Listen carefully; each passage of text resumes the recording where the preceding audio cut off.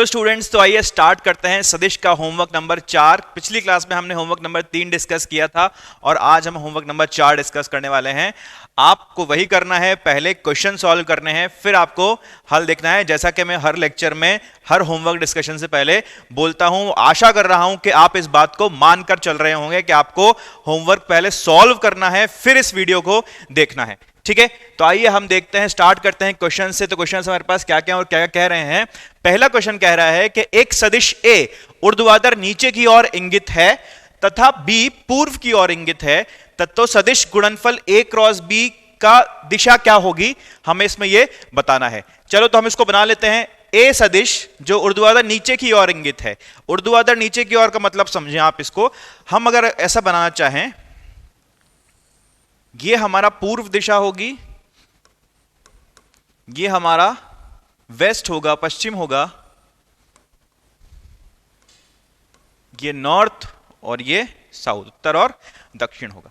तो ये ऊर्ध्वाधर नीचे की ओर इंगित का मतलब क्या हुआ, अब आप समझो, 3D में समझो इस चीज को। अगर ये मेरे लिए नॉर्थ है, ये साउथ है, तो ये वेस्ट होगा और ये ईस्ट होगा। ठीक है, ये वेस्ट होगा, ये ईस्ट होगा, इधर नॉर्थ होगा और इधर साउथ होगा। तो हम देख सकते हैं कि ऊर्ध्वाधर नीचे की ओर ये दिशा होगी, जो मेरे पैरों की तरफ है, मेरे हाथ से पैरों की तरफ जो दिशा है वो ऊर्ध्वाधर नीचे की ओर वाली दिशा होगी। हमें क्या निकालना है, ऊर्ध्वाधर नीचे की ओर और पूर्व की दिशा में। ऊर्ध्वाधर नीचे और पूर्व, पूर्व की तरफ था हमारा ये नॉर्थ, ये साउथ, ये वेस्ट, ये ईस्ट, तो ये हमारा नीचे है। इसको अगर हम ऊर्ध्वाधर पूर्व की तरफ लेते हैं तो हमारा अंगूठा किस तरफ आता है, हमारा अंगूठा आता है साउथ की तरफ। तो हमारे पास कोई ऑप्शन है क्या ऐसा जो साउथ की तरफ दिखा रहा हो? पश्चिम की तरफ अनुदेश नहीं, ये नहीं है। पूर्व की तरफ अनुदेश, ये भी नहीं है। शून्य, शून्य तो नहीं होगा। उपरोक्त में से कोई नहीं। तो ये दिशा जो दे रहा है वो दक्षिण दे रहा है, जो कि किसी ऑप्शन में नहीं है। तो हमारा आंसर क्या हो जाएगा, डी, उपरोक्त में से कोई भी नहीं। ठीक है, मजेदार क्वेश्चन था। नेक्स्ट क्वेश्चन करते हैं। यदि एबीसी 3 इकाई सदिश इस प्रकार से हैं कि ए प्लस बी प्लस सी, ये जब भी ऐसा लिखा हो तब आप इसको माना करो कि ये वेक्टर साइन लगा है ऊपर। ठीक है, A plus B plus C बराबर 0 है, तो A dot B, B dot C, C dot A किसके बराबर होगा? A dot B, B dot C और सी डॉट ए किसके बराबर होगा, ये आपको बताना है। चलिए, तो इसको कैसे करेंगे? हमें सिर्फ ये बता रखा है ए प्लस बी प्लस सी जो है वो 0 है और निकालना है इसका बिंदु गुणनफल का बताना है कि ये किसके बराबर होगा। तो आइए इसको कैसे डील करें। इसके साथ क्या हम कर सकते हैं, हमारे पास है ए सदिश प्लस बी प्लस सदिश प्लस सी सदिश, इन तीनों का जो योग है वो 0 के बराबर है। ठीक है, अब हम थोड़ा सा दिमाग लगाते हैं और इसको स्क्वायर कर देते हैं, इसको स्क्वायर कर देते हैं। तो इसको स्क्वायर करोगे तो आपका स्क्वायर का फॉर्मूला आपको पता है क्या आएगा। फॉर्मूला ए का स्क्वायर प्लस बी का स्क्वायर प्लस सी का square plus 2ab plus 2bc plus 2ac, और ये तो किसके बराबर है, 0 के बराबर। इधर भी स्क्वायर करोगे और इधर भी स्क्वायर करोगे। ठीक है, तो दोनों तरफ क्या आ जाएगा आपका, 0 के बराबर हो जाएगा। दोनों तरफ स्क्वायर करने के बाद ये किसके बराबर आ जाएगा, 0 के बराबर आ जाएगा। ये सदिश राशि आपको पता ही है, तो यहां हम लगा देते हैं तीर का निशान इसके ऊपर। ठीक है, यहां पर ये अगर स्क्वायर करता हूं मैं इसका, तो ये परिमाण ही वैसे देने वाला है। अब इनका परिमाण कैसे पता चलेगा, अब आपको बताया है कि ये 3 इकाई सदिश हैं। ये जो ए बी सी जो है वो कौन से सदिश हैं, इकाई सदिश हैं। इकाई सदिश का परिमाण क्या होता है हम जानते हैं अच्छी तरह से। इकाई सदिश का परिमाण होता है 1, तो ये आ जाएगा 1 का स्क्वायर, ये आ जाएगा 1 का स्क्वायर, ये भी आ जाएगा 1 का स्क्वायर प्लस 2, ये तो हमको निकालना है तो 2 कॉमन ले लो। ए बी, इधर B C, B dot C plus C dot A, ये किसके बराबर आया, 0 के बराबर आया। यहां से कितना आ जाएगा, ये 3 हो जाएगा, 1 प्लस 1 प्लस 1, और इसको उधर ले जाओगे तो मुझे क्या मिलेगा, A dot B plus B dot C plus C dot A किसके बराबर आएगा, -3/2 के, -3/2 के, जो कि डी ऑप्शन है, ये हमारा आंसर हो जाएगा। ठीक है, ये भी अच्छा क्वेश्चन, मजा आया करने में। चलो नेक्स्ट करते हैं। यदि a प्लस बी बी के लंबवत है तथा a प्लस 2b a के लंबवत है, a प्लस बी किसके लंबवत है, b के, और a प्लस 2b किसके लंबवत है, ए के, तो ए का मान और बी का मान बी के बराबर दिया है, तो इनका जो इनके बीच में जो संबंध आएगा वो क्या आएगा, ए और बी के बीच में संबंध आएगा, वो हमको निकाल के बताना है कि क्या आने वाला है। चलो ट्राई आपने कर लिया होगा, तो हम करने की कोशिश करते हैं इसको। मैंने आपको बताया था जब भी दो सदिश परस्पर लंबवत होते हैं, जब दो सदिश परस्पर लंबवत होते हैं तो उनके बीच का जो कोण होता है वो कितना होता है, 90 डिग्री। तो उनका जो अदिश गुणनफल, बिंदु गुणनफल आता है वो कितना आता है, शून्य, शून्य आता है, जीरो आता है। अगर ये जीरो आता है तो पहले अगर हम इन दोनों का गुणनफल करते हैं तो वो कितना आना चाहिए, जीरो। और उसके बाद हम इसका और इसका गुणनफल अगर करें तो भी क्या आना चाहिए, जीरो। तो हमारे पास दो इक्वेशन बन जानी चाहिए हिसाब से, और दो इक्वेशन बन जानी चाहिए, और दो इक्वेशन बनने के बाद हम बता पाएंगे कि इनके बीच में क्या संबंध है। तो करते हैं कोशिश, लिखते हैं पहले वाले का a प्लस बी, ए सदिश प्लस बी सदिश बिंदु बी सदिश बराबर शून्य। इसको लिखोगे तो a dot B plus B square बराबर जीरो। ठीक है, हमारे पास यहां से क्या आ गया, a डॉट बी बराबर माइनस बी स्क्वायर। ये हम इक्वेशन नंबर 1 मान लेते हैं हमारी। ठीक है, अब हम बात करते हैं दूसरे की। दूसरी इक्वेशन क्या बना सकते हैं हम, a प्लस टू बी किसके लंबवत है, a प्लस टू बी है a के लंबवत। तो यहां से मुझे क्या इक्वेशन मिलेगी, a square plus 2a dot B बराबर जीरो। तो यहां से a डॉट बी क्या मिल गया मुझे, A square by two minus A square by two. ये इक्वेशन नंबर 2 मान लेता हूं अभी फिलहाल के लिए। अब ए और 1 और 2 से देखो, एक में A dot B minus B square के बराबर है, और यहां पे A dot B A square minus A square by two के बराबर है। तो इन दोनों को आपस में बराबर कर सकते हैं हम। तो हम लिख सकते हैं माइनस बी स्क्वायर जो होगा वो minus A square by to क्या आएगा, है ना। अगर ऐसा है तो ये माइनस माइनस तो चला जाएगा, यहां पे क्या मिलेगा मुझे, b जो है वो a बाय रूट टू के बराबर आएगा, या फिर मैं बोल सकता हूं a जो होगा वो रूट टू बी के बराबर होगा। a जो होगा वो रूट टू बी के बराबर होगा। हमारे पास देखें क्या ये ऑप्शन में था कहीं, क्या हम ये ऑप्शन में था। ये काफी स्मार्ट बोर्ड है, ये ऊपर ले गया है हमारे सारे ऑप्शंस को, तो हम इसको नीचे ले आते हैं थोड़ा सा। हाँ भाई, तो ये बोल रहा है a equals to B root two हमारे पास डी ऑप्शन में था, जो कि हमारा सही जवाब है।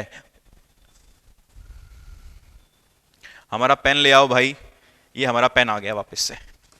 तो ये जो है ये डी ऑप्शन हमारा सही है। ठीक है, आइए अगला सवाल देखते हैं।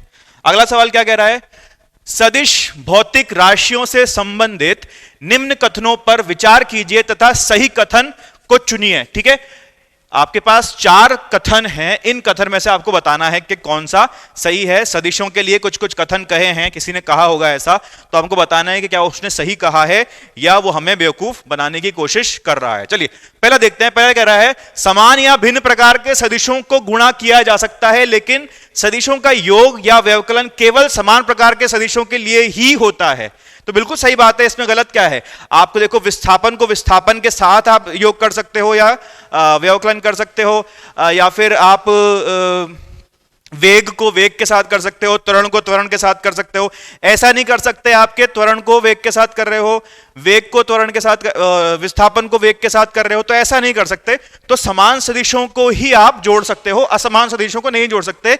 लेकिन गुणनफल की बात करते हैं तो हम असमान सदिशों का गुणनफल भी कर सकते हैं। जैसे कि हमने पिछले में होमवर्क में देखा था, पिछले होमवर्क में हमने कार्य निकाला था, उसमें हमने फोर्स और बल और विस्थापन को गुणनफल किया था, हमें कार्य मिल गया था। तो अलग अलग राशियों को हम कर सकते हैं, गुणनफल कर सकते हैं, लेकिन योग और व्यवकलन हम सिर्फ समान राशियों का कर सकते हैं। ठीक है, तो ये पहला जो है ये बिल्कुल सही है, ये कथन बिल्कुल सही है, ये जो भी आदमी कह रहा है बिल्कुल सही कह रहा है।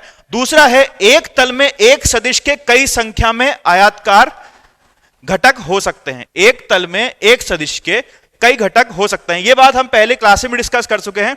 मैंने आपको बताया था कि एक तल में किसी अगर सदिश को मुझे घटक निकालने हो उसके, तो उसके 2 से ज्यादा सदिश, 2 या 2 से ज्यादा सदिश आ सकते हैं, तो उसे कितने भी सदिश हो सकते हैं। तो ये कथन भी बिल्कुल सही है।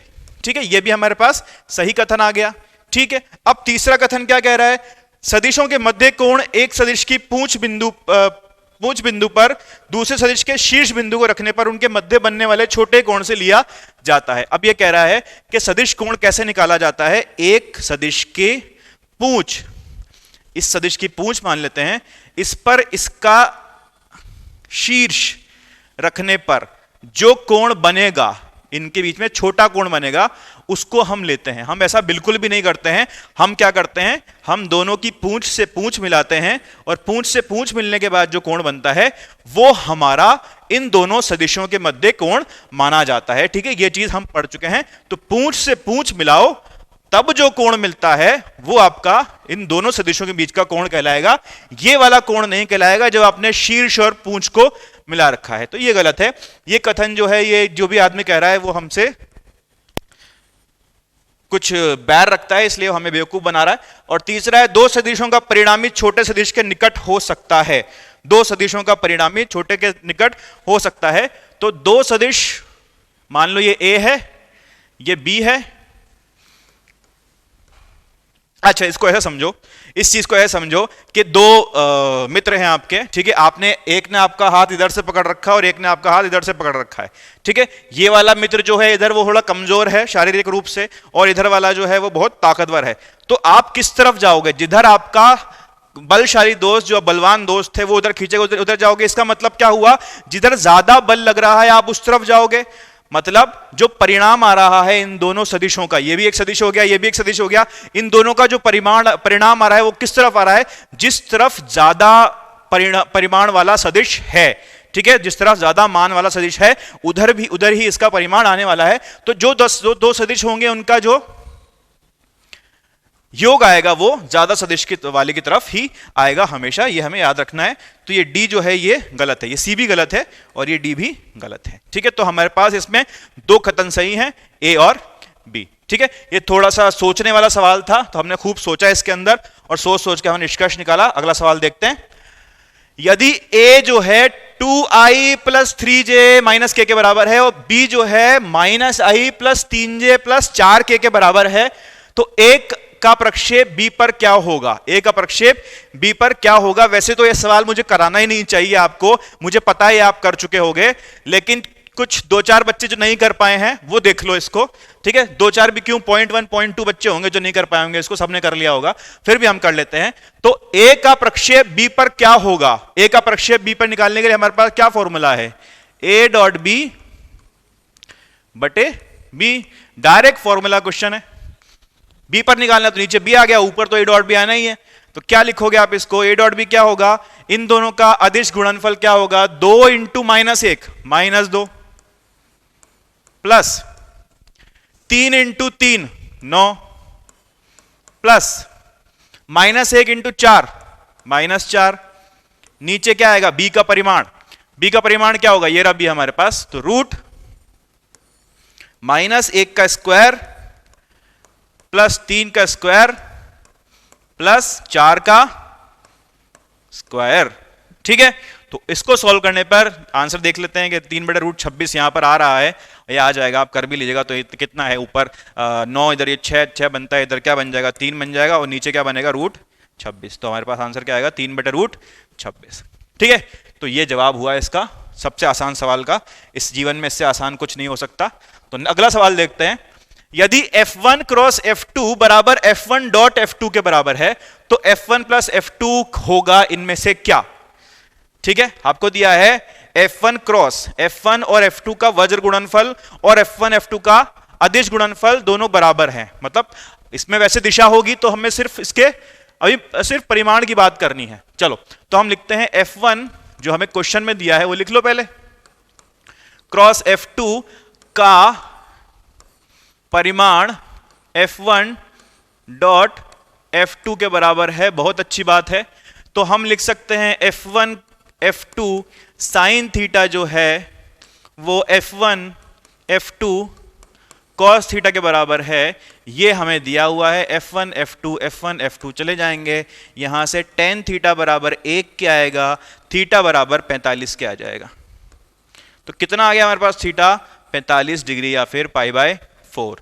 ठीक है, 45 डिग्री अगर थीटा है तो आपको कोई मुश्किल नहीं होनी चाहिए F1 और F2 के योग का परिमाण निकालने में। अगर इसमें अभी परेशानी हो रही है तो सदिश का पहला लेक्चर वापस जाके देखो। अगर आपको यह निकालने में परेशानी हो रही है तो सदिश का पहला लेक्चर फिर से देखो अभी जाकर, ठीक है। तो ये क्या होगा F1 F2, हम इसको सॉल्व करते हैं। तो F1 square plus F2 square plus 2F1 F2 cos theta.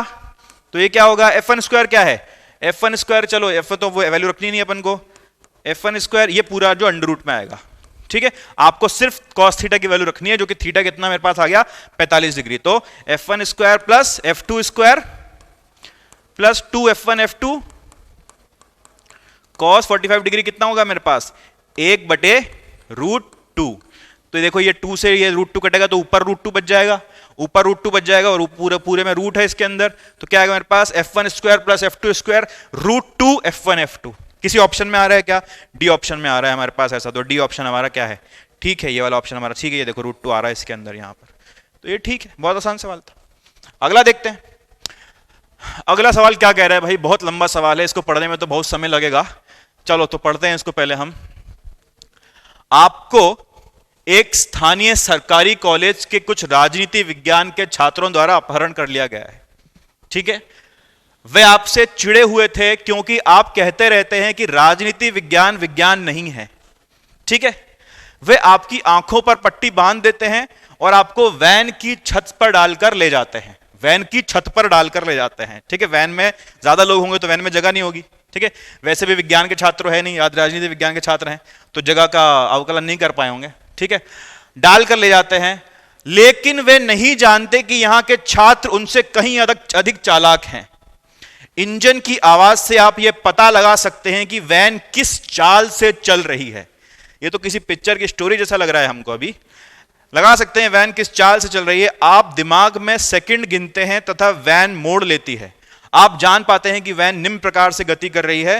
पूर्व को धनात्मक x तथा उत्तर को धनात्मक y अक्ष लीजिए। उसके बाद क्या क्या दिया है हमें, आपने अपने दिमाग में आंखों में पट्टी बंधे होने के बावजूद, अपहरण में होने के बावजूद आपने ये पता लगा लिया है कि वैन कितनी चाल से चल रही है और किस दिशा में कितनी देर चल रही है और कैसे मुड़ रही है। आपने क्या क्या पता लगाया, पहले हम उसको देखते हैं। 10 सेकंड के लिए 36 किलोमीटर प्रति आवर से पूर्व दिशा में जा रहे हैं पहले, फिर बाएं मुड़ने के पश्चात 15 सेकंड के लिए 54 किलोमीटर पर आवर, फिर दाएं मुड़ने के पश्चात 16 सेकंड के लिए 45 किलोमीटर प्रति घंटा, ठीक है। यह हमारे पास आपके द्वारा दी गई जानकारी है जो कि आपने अपने चालाक दिमाग से निकाली है, ठीक है। अब हम इसको धीरे धीरे करते हैं। तो हमें क्या बोला है, x अक्ष और y अक्ष को ले लीजिए, x को धनात्मक और y को भी धनात्मक, ये x और ये y। चलो मान लो हम यहां से चलना शुरू करेंगे, ठीक है। मुझे इसके लिए थोड़ी ज्यादा जगह चाहिए तो हम सिर्फ ये हिस्सा ले लेते हैं, बाकी हिस्सा हम इसको हटा देते हैं। कहानी तो हमने पढ़ी ली पूरी, कहानी तो आपको याद ही हो गई होगी अब। तो लो ये भाई आप ऊपर चले जाओ प्लीज, थोड़ी देर हमें बचाने दो अपहरण से।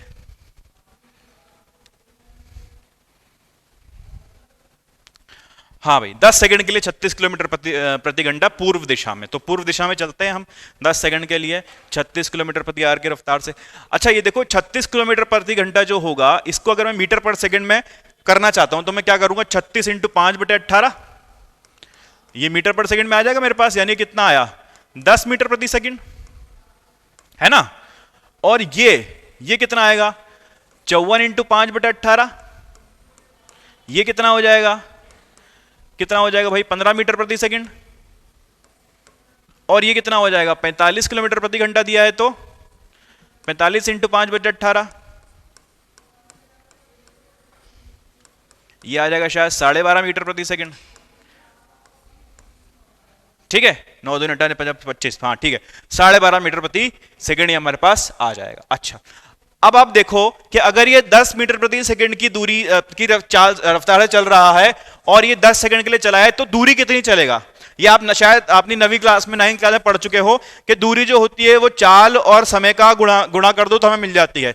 तो 10 मीटर प्रति सेकंड रफ्तार से, तो इस वाले में पहले में कितना चला, पहले में कितनी दूरी चलेगा? 10 इंटू 10 100 मीटर। ठीक है, अब दूसरे की बात करते हैं। दूसरे में कितना चलेगा? 15 इंटू 15, 15 इंटू 15 कितना चला? 225 मीटर। ठीक है, और तीसरे में कितना चलेगा? 16 सेकंड के लिए 12.5 मीटर प्रति सेकंड। 16 इंटू 12.5 करो 16 इंटू 12.5 कितना आएगा? 16 इंटू 12.5 आएगा 200 मीटर। ठीक है, तो ये हमें पता चल गया कि कहां कहां मोड़ लेने से पहले कितना कितना चले हैं। अब हमारी और जो हमें जानकारी मिली है आपके चालाक दिमाग से, उसकी तरफ चलते हैं। 10 सेकंड के लिए 36 किलोमीटर आप पूर्व दिशा में, किधर चले? पूर्व दिशा में। तो चलो पूर्व में चलो। अगर इसको हमने मान लिया है कि ये हमारा मूल बिंदु है, यहां से पूर्व चले कितना? 100 मीटर। कितना चले? 100 मीटर। फिर उसके बाद हम कहां चलेंगे? उसके बाद हम चलेंगे बाएं मुड़ने के पश्चात। अब आप मान लो पूर्व में चल रहे हो, इस तरफ चल रहे हो, तो बाएं किस तरफ मुड़ोगे? इधर मुड़ोगे बाएं, इधर होगा आपका बायां। तो ये आपका बायां किधर किधर कितना चलोगे? 225 मीटर। 225 मीटर। ये हटा देते हैं, इसका काम हमारा हो गया है। अच्छा, अरे ये भी चला गया, बहुत खतरनाक बोर्ड है ये। 225 मीटर। ठीक है भाई, अब ये अगर हो गया है तो हमें पता है कि अब आप ऐसे जा रहे हो, इस तरफ जा रहे हो, अब आप मुड़ोगे दाएं, तो दाएं आपका इस तरफ आएगा। इधर कितना चलना है आपको? इधर चलना है आपको 200 मीटर। अरे हमारे पास तो बहुत सारे कलर हैं। ये आपका क्या आ गया? 200 मीटर। ये तीन चीजें आपको पता चल गई, पहले 100, फिर 225 और फिर 200। ठीक है, चलिए तो आइए आगे चलते हैं। हमसे पूछ क्या रहा है? हमसे पूछ रहा है वैन द्वारा तय की गई दूरी कितनी होगी। अरे कुछ नहीं करना इसके अंदर, तो बहुत आसान है। 100 प्लस 225 प्लस 200 कितना आएगा? कितना आएगा ये? 200 और ये 100, 300, 300 प्लस 225 525 मीटर की दूरी तय करेगी हमारी वैन। तो ये तो बहुत आसान था। ठीक है, चलो और अगला पूछ रहा है वैन का विस्थापन क्या है। अब वैन का विस्थापन कैसे निकालोगे? वैसे तो आप उसको ज्योमेट्री से भी कर सकते हो, आराम से लाइन वाइन खींच के जोड़ के बता सकते हो कि हाँ ये ट्राइंगल बन जाएगा, यहां पाइथागोरस का प्रमेय लगा देंगे हम, तुम्हारे पास आंसर आ जाएगा। लेकिन अभी हम क्या पढ़ रहे हैं? अभी हम पढ़ रहे हैं सदिश, तो हमें करना तो इसको सदिश से ही है। तो किस प्रकार से हम कर सकते हैं? चलो पीछे चलते हैं वापस। ये हमें क्या बोल रहा है? 100 मीटर पूर्व दिशा में। तो इसको मैं अगर दिशा के साथ लिखना चाहूं तो क्या लिखूंगा? 100 आई कैप, हाँ के ना। ये बोल रहा है 225 वाई में, तो इसको क्या लिखूंगा? 225 जे कैप। और ये बोल रहा है 200 मीटर फिर से पूर्व दिशा में, तो इसको क्या लिखूंगा? 200 जे कैप। तो विस्थापन क्या होगा? विस्थापन क्या होगा? इन सदिशों का योग, वही विस्थापन होगा हमारे पास, इसका, इसका और इसका। तो 100 आई कैप प्लस 225 जे कैप प्लस 200 जे कैप। इसको कर लेते हैं हम। क्या आया था हमारे पास? ये मुझे कलर नहीं अच्छा लग रहा है इस वाले पेन का।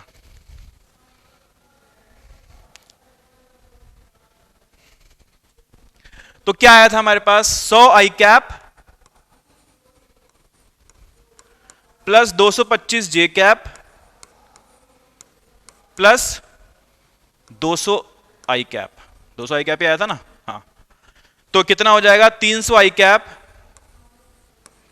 प्लस 225 जे कैप, हाँ आगे ना। अगर ऐसा है तो इसका जो परिमाण आएगा वो रूट 300 का स्क्वायर प्लस 225 का स्क्वायर के बराबर होगा, जो कि 375 के बराबर आ जाना चाहिए। आप लोग करके देखेंगे इसको खुद से। ठीक है, कुछ चीजें आपके पर छोड़ देता हूं मैं, जैसे कि भारी भारी कैलकुलेशन। आगे चलो। यदि वैन ने एक नियत चाल से यात्रा की होगी, अब हमने क्या माना है कि वैन ने नियत चाल से चल रही है। वैन अगर नियत चाल से चलती तो यह चाल क्या रही होगी ताकि यह समान कुल समय में वह दूरी कर सके। मतलब अगर नियत चाल से वैन को चलाकर अगर अपहरण किया जाता तो उतने ही सेकंड में अपहरण हो जाता। इसके लिए कितनी चाल से चलना पड़ता वैन को? ठीक है, और आपको छत पे बिठाकर आपके साथ। ठीक है, आप 100-150 किलो के आपको बिठा लिया है छत पे और हमें वैन को चलाना है। चलो देखो तो क्या होगा भैया। वैन की चाल हम मान लें कितनी? v नियत चाल से चल रही है। हमें पता है इसकी जो चाल होती है वो दूरी बटे विस्थापन होती है, ये आप पढ़ चुके हो छोटी क्लास में अपने। तो आपको पता है कितना 525 हमारी दूरी आई थी और समय कितना लगा इसके अंदर, कुल समय कितना लगा। कुल समय निकालने के लिए यहां देखो 10 second plus 15 second plus 16 second, इसको जोड़ लो तो कितना आएगा 5 25 25 और 16, ये हमारे पास आएगा 525 बटे 41। ठीक है, अगर एक करके टाइम लिखना है तो कितना टाइम था भाई, v बराबर 525, पहले 10 सेकंड लगे थे, फिर कितना लगा था 15 सेकंड, और फिर कितना लगा था 16 सेकंड, ये हो जाएगा 31, 31 और 10 41, तो 525 बटे 41 मीटर प्रति सेकंड की रफ्तार से अगर वो वैन चलेगी आपको लेकर, तो आप अपहृत हो जाओगे कितने सेकंड में, 41 सेकंड में। ठीक है, आगे क्या है भाई, आगे कुछ नहीं है, आगे खाली है। तो ये था हमारा होमवर्क नंबर 4। यहां अब हम सदिश को पूर्ण विराम देते हैं। ठीक है, हमारा सदिश यहां खत्म होता है और अगले क्लास से हम अगला टॉपिक शुरू करेंगे। ठीक है, तो खुश रहिए, थैंक यू।